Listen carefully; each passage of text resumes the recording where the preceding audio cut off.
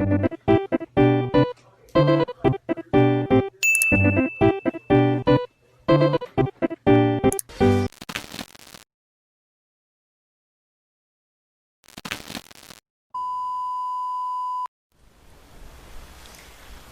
anak-anak, salam jumpa, salam sehat, tetap semangat walaupun kalian belajar dari rumah ya. Anak-anak tetap mematuhi protokol kesehatan 3M, yaitu memakai masker, mencuci tangan, menjaga jarak. Kali ini kita akan masuk pada topik materi di bab yang keempat. Di pertemuan yang pertama, yaitu persamaan dan ketidaksamaan linear satu variabel.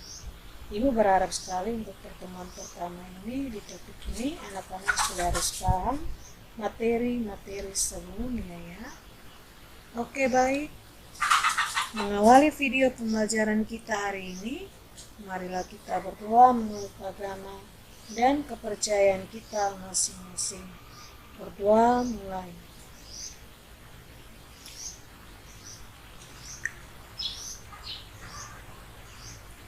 Berdoa selesai. Kompetensi dasar untuk topik ini adalah 3.6, menjelaskan persamaan dan ketidaksamaan linear satu variabel dan penyelesaiannya. 4.6, menyelesaikan masalah yang berkaitan dengan persamaan dan ketidaksamaan linear satu variabel. Tujuan pembelajarannya adalah setelah mempelajari materi ini atau menyaksikan video ini, siswa diharapkan yang pertama mengidentifikasi kalimat tertutup atau kalimat dan kalimat terbuka. Yang kedua, menentukan nilai variabel dalam persamaan linear satu variabel. Yang ketiga, mengubah masalah yang berkaitan dengan persamaan menjadi model matematika. Sebagai ilustrasi atau gambaran terhadap materi ini, Ibu akan memberikan sedikit gambaran dengan bantuan gambar ini sehingga kalian bisa memahami dan setidaknya memberikan bayangan tentang materi ini. Gambar yang pertama, perhatikan gambar yang pertama. Massa atau berat yang berada di tabung A ini lebih berat dibandingkan dengan massa atau berat yang berada di tabung B, sehingga kedudukannya agak berbeda. Kemudian gambar yang kedua, massa atau berat yang berada di tabung A itu sama dengan massa yang berada di tabung B. Kedudukannya sama. Gambar yang ketiga, massa atau berat yang berada di tabung A itu lebih kecil dibandingkan dengan massa yang berada di tabung B. Kedudukannya beda. Nah, anak-anak coba perhatikan gambar yang pertama. Gambar yang pertama, karena massa atau berat yang berada di tabung A lebih besar dari massa yang berada di tabung B, maka bisa ditulis secara matematiknya adalah A besar B. Ini yang dikatakan dengan ketidaksamaan. Untuk gambar yang kedua, A sama dengan B karena massa atau berat yang berada di tabung A ini sama dengan massa atau berat yang berada di tabung B. Sehingga gambar yang kedua ini menunjukkan suatu persamaan, ditulisnya A sama dengan B. Gambar yang ketiga itu adalah A kecil B karena massa atau berat yang berada di tabung A ini lebih kecil dibandingkan dengan massa atau berat yang berada di tabung B. Kedudukannya juga berbeda. Ditulisnya A kecil B, ini yang dikatakan ketidaksamaan. Ada dua hal penting yang anak-anak harus ingat, bahwa untuk gambar yang kedua, jika massa A sama dengan B, maka kedua lengan pada timbangan akan seimbang. Ini yang disebut dengan persamaan. Nomor 1 dan 3, karena A-nya besar B dan A-nya kecil B, maka massa A tidak sama dengan B. Nah, kedua lengan pada timbangan ini tidak seimbang. Nah, bentuk ini yang disebut dengan pertidaksamaan.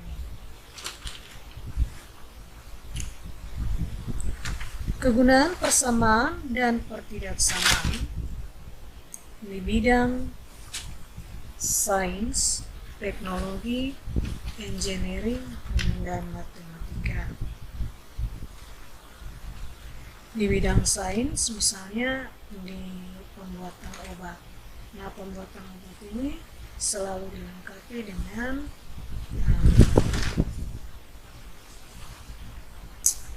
dosis obat yang tertera pada kemasan. Sanmol paracetamol. Saat kita membeli obat, itu pasti ada dosis obat yang ada dalam kemasan sanmol atau yang biasa tertera di samping kemasan sanmol paracetamol ini. Nah, apa guna dosis obat? Nah, tentunya dosis obat ini berfungsi untuk mengetahui informasi tentang seputar obat. Tujuannya agar kita lebih cerdas di dalam menggunakan obat. Nah, dan bagaimana cara pemakaiannya dan seberapa banyak yang harus dikonsumsi. Contohnya, anak di bawah usia 1 tahun itu pemakaiannya adalah 3-4 kali sehari. Itu takarannya atau dosisnya 2,5 milisievert, dan seterusnya sampai anak di atas usia 12 tahun dengan takaran yang berbeda dengan anak usianya di bawah 1 tahun. Nah, itu di bidang sains. Kemudian di bidang teknologi, itu di dalam pembuatan sepeda motor. Tentunya pembuatan sepeda motor ini harus dilengkapi dengan namanya speedometer. Nah, speedometer ini anak-anak bukan berjalan saja pada motor, tapi ada fungsinya. Fungsinya adalah kita bisa tahu mengenai bahwa informasi kecepatan kendaraan saat melaju di jalan. Nah, fungsi speedometer sendiri untuk mengetahui dan mengontrol laju kendaraan, menyesuaikan dengan aturan dan sejumlah ruas jalan yang memiliki batas kecepatan maksimal dan juga minimal. Nah, sekarang di bidang engineering, misalnya dalam perencanaan konstruksi suatu bangunan. Nah, pada rencananya adalah untuk memulai suatu proyek atau konstruksi bangunan, itu apa saja yang harus diatur dan dijalankan supaya proyek bisa berjalan dengan lancar. Nah, akan tetapi perencanaan tersebut tidak dapat dilakukan dengan sembarangan. Tentunya harus memperhatikan beberapa hal atau batasan-batasan di dalam melaksanakan suatu proyek. Misalnya saja adalah waktu pelaksanaan, pemakaian spesifikasi dan jumlah material, jumlah tenaga kerja, dan biaya dari sebuah proyek. Baiklah anak-anak, kita akan masuk di kalimat tertutup dan terbuka. Nah, apa yang dimaksud dengan kalimat tertutup dan terbuka? Bagaimana membedakan antara kedua kalimat tersebut dan bagaimana cara menentukannya? Kalimat tertutup dan kalimat terbuka. Kita akan masuk kalimat tertutup. Kalimat tertutup dibagi menjadi 3, kalimat yang tidak dapat dinyatakan benar maupun salah. Contohnya, siapakah pencipta lagu Indonesia Raya? Contoh kedua, siapakah penemu bola lampu? Berapakah 5 ditambah 7? Ketiga kalimat di atas ini belum bisa dikatakan benar maupun salah, masih bertanda tanya. Kemudian kalimat yang dinyatakan benar atau sudah terbukti kebenarannya, misalnya pencipta lagu Indonesia Raya adalah W.R. Supratman, itu adalah kalimat yang benar. Penemu bola lampu adalah Thomas Alva Edison, dan 5 tambah 7 adalah sama dengan 12. Nah, sekarang kita lihat kalimat yang dinyatakan salah. Penemu bola lampu adalah Hiram Maksim, 5 tambah 7 sama dengan 20. Ini adalah 3 contoh yang mewakili kalimat yang bisa dinyatakan tidak dapat dinyatakan dengan benar maupun salah, kalimat yang dinyatakan benar, dan kalimat yang dinyatakan salah. Nah, dari 8 contoh ini pasti anak-anak sudah tahu apa itu kalimat tertutup.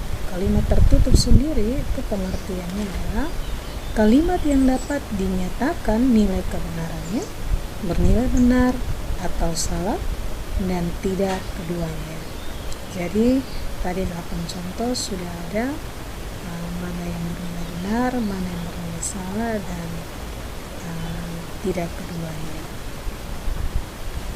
Oke, sekarang kita masuk di kalimat terbuka. Perhatikan kalimat contoh kalimat terbuka ini. Sungai Bengawan Solo terletak di Pulau N. T adalah ibu kotanya Jepang. 2 dikali X dikurangi 5 sama dengan 12. Q ditambah 30 sama dengan 40. Sepeda mempunyai beberapa buah roda. Kelima kalimat ini tergantung pada variabelnya. Variabel di sini ada N, ada T, ada X, ada Q, dan ada kata beberapa. Jadi coba kita lihat variabelnya.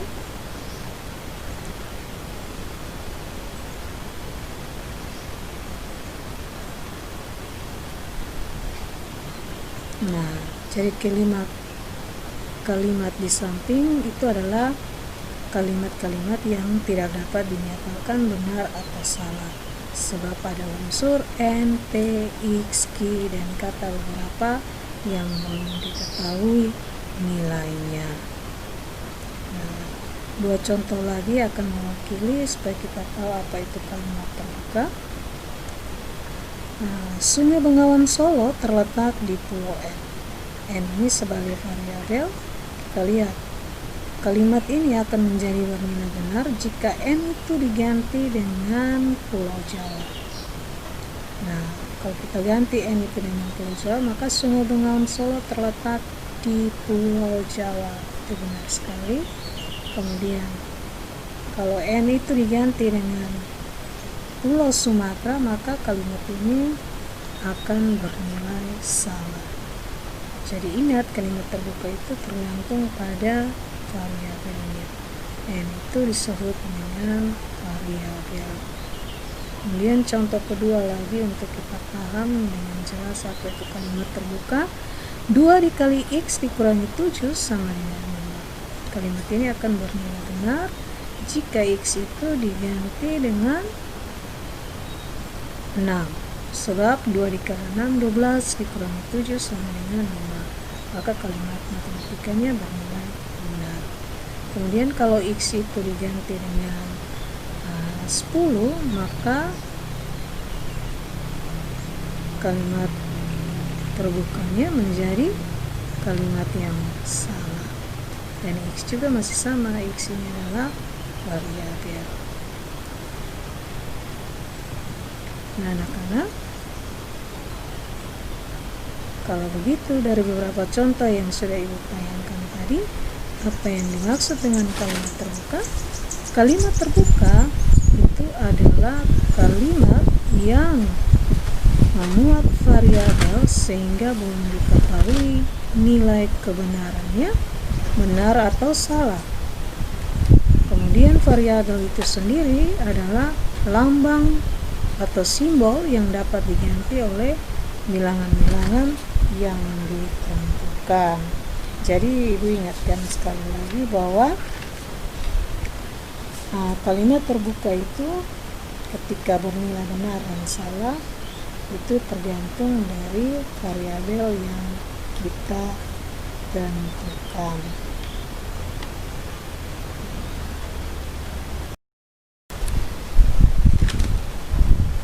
Penyelesaian kalimat terbuka.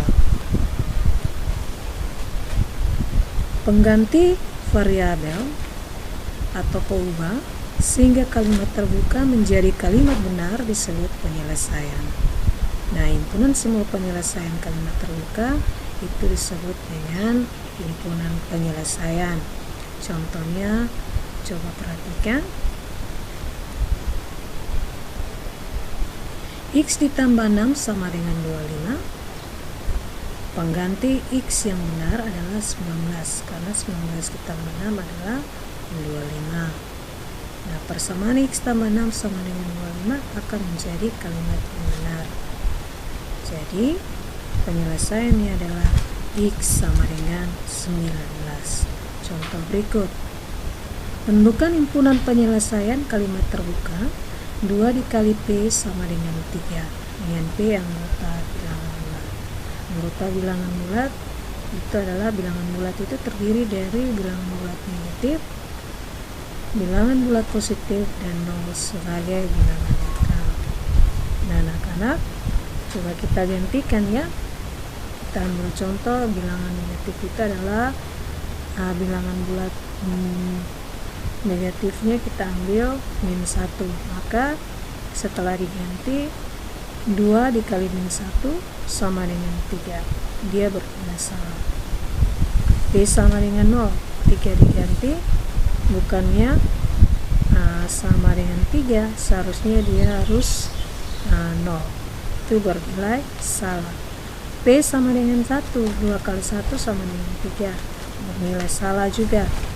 Nah, kalimat terbuka tersebut tidak mempunyai penyelesaian, atau bisa dikatakan himpunan penyelesaiannya adalah himpunan kosong. Nah, tidak mempunyai penyelesaian di sini artinya bahwa tidak ada pengganti P yang membuat kalimat tersebut bernilai benar. Pengganti variabel atau pengubah sehingga kalimat terbuka menjadi kalimat benar itu yang disebut penyelesaian. Sebaliknya, jika tidak ada pengganti variabel yang membuat kalimat terbuka menjadi kalimat benar, maka kalimat terbuka tersebut tidak mempunyai penyelesaian. Sekarang kita masuk di mengubah masalah yang berkaitan dengan persamaan menjadi model matematika. Contoh yang pertama. Seorang pedagang mempunyai 25 apel, ternyata 5 diantaranya busuk. Setelah dijual sebanyak X apel, terdapat sisa 10 apel. Kalimat matematikanya untuk menghitung banyak apel yang dijual adalah titik-titik. Banyak apel yang tidak busuk itu adalah 25 dikurangi 5 sama dengan 20. Kita lihat, pedagang mempunyai apel mula-mulanya adalah 25. Ternyata 5 diantaranya busuk. Untuk mendapatkan banyak apel yang tidak busuk, otomatis 25 dikurangi 5 adalah 20. Kata dijual sebanyak X apel berarti berkurang X. Berarti 20 dikurangi X sama dengan 10. Contoh yang berikut.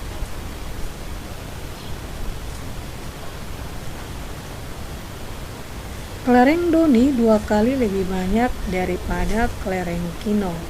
Jika Doni memberikan 12 butir kelereng pada Kino, kelereng mereka akan sama banyak. Misalkan Y itu adalah banyak kelereng Kino. Jadi kelereng Kino ini kita misalkan dulu dengan Y. Nah, setelah dimisalkan dengan Y, maka banyak kelereng Doni bisa ditulis 2 dikali Y, karena kelereng Doni itu ada 2 kali lebih banyak daripada kelereng Kino, maka ditulisnya adalah 2 dikali Y. Nah, Doni memberikan 12 butir kepada Kino, otomatis kelereng Doni itu adalah 2Y dikurangi 12, karena Doni memberikannya kepada Kino, maka kelereng Kino itu bertambah 12. Nah, kelereng mereka akan sama banyak. Itu bisa ditulis dalam bentuk persamaannya adalah 2Y dikurangi 12 sama dengan Y ditambah dengan 12. Kita lihat kelereng ini 2 kali baby berarti 2 dikali Y, karena kelereng kini itu sudah kita misalkan dengan Y. Contoh yang ketiga, buat kalimat terbuka variabel X dari permasalahan berikut. Dion mempunyai beberapa pensil. Dion memberikan beberapa pensil kepada adiknya. Sisa pensil Dion sebanyak 5. Kita lihat. Misalkan X adalah banyak pensil Dion mula-mula. Nah, banyak pensil Dion mula-mula ini sudah kita misalkan dengan X. Diberikan 2 pensil berarti X dikurangi dengan 2. Sisa pensilnya 5 buah, otomatis X dikurangi 2 sama dengan 5. Jadi kalimat terbukanya bisa ditulis menjadi X dikurangi 2 sama dengan 5. Kita lihat lagi yang bagian B. Umur Nanda 4 tahun, 2 kali umur Andi dikurangi 8 adalah umur Nanda ditambah dengan 2. Jadi kita harus misalkan dulu, X ini adalah umur Andi. Nah, 2 kali umur Andi bisa ditulis adalah 2 dikali dengan X. Kemudian dikurangi 8, digabungkan menjadi 2X dikurangi 8. Nah, umur Nanda 4 tahun ditambah 2 sama dengan 6 tahun. Berarti 2X dikurangi 8 sama dengan 6. Contoh yang keempat, Erika mempunyai sejumlah uang. Uang tersebut digunakan untuk membeli tas seharga Rp75.000. Uang Erika yang tersisa sekarang lebih dari Rp15.000. Kita misalkan dulu, X ini adalah banyak uang Erika mula-mula. Nah, uang itu digunakan untuk membeli tas. Nah, membeli tas di X ini artinya akan berkurang Rp75.000.